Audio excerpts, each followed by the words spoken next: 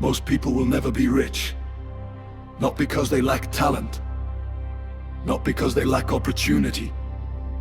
But because of something hidden deep inside their mind. A story they were told before they even knew money existed. Today, we're not talking about budgets. We're not talking about investment strategies. We're talking about the one thing that controls all of it.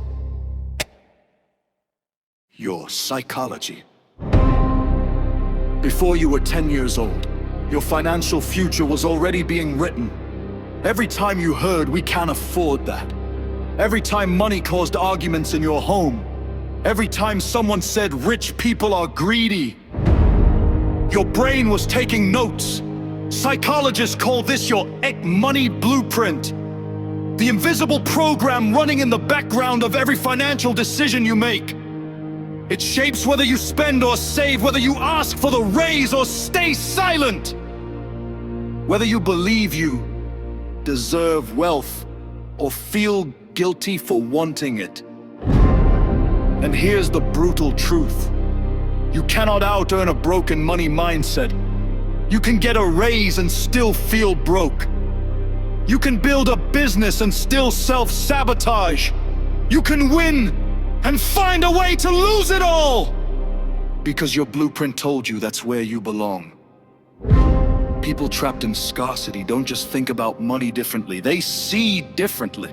Studies show that when people feel financially stressed, their cognitive capacity drops, the equivalent of losing 13 IQ points.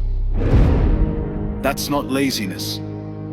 That's your brain in survival mode, spending all its processing power on fear, leaving nothing for creativity, strategy, or growth. The scarcity mindset whispers, "There's not enough. Someone else will take it. I need to hold on tight."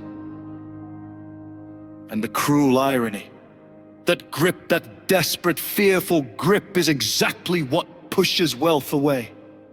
Think about the last time you made a financial decision from panic.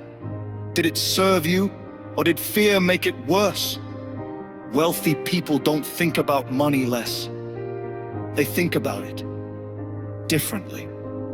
They think in possibilities, not limitations. They see money as a tool, not a lifeline. Here's what nobody tells you about building wealth. It starts with identity, not action. You don't do wealthy things and then become wealthy first in your mind, and then the actions follow naturally. Ask yourself this. When you imagine a wealthy person, what do you see?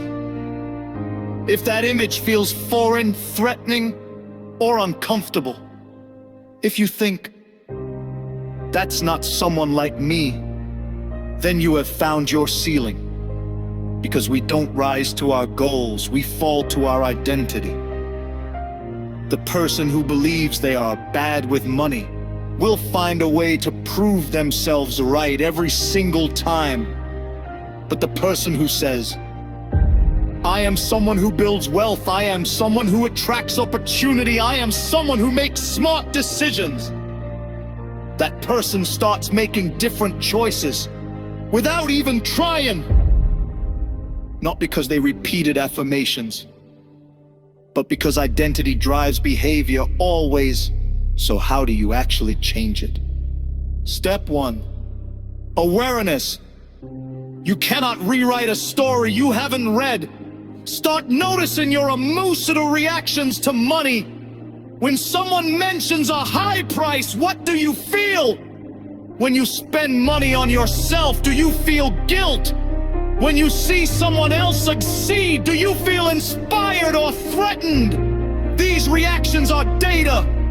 They are the fingerprints of your old blueprint. Step 2, interrupt the pattern. Every time the old voice says, "I can't afford it," replace it with, "How can I afford it?" One closes the door, the other opens a search engine in your brain. Step 3, surround yourself with evidence. Read about people who came from nothing and built everything. Not to compare, but to normalize. Your brain needs proof that the story can be different. Because your subconscious doesn't know the difference between something you lived and something you vividly imagined. Feed it new images, new stories, new possibilities. You were handed a story about money. Maybe it was a story of lack, of struggle, of never enough. But here is the most powerful truth I can give you. You are not your blueprint. You are the author.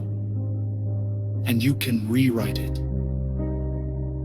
Not overnight. Not without discomfort. But one thought at a time. One decision at a time. One belief challenged and replaced at a time. The money was never the problem. It was never about the numbers. It was always about who you believed you were and who you were willing to become. So who are you becoming? Start there.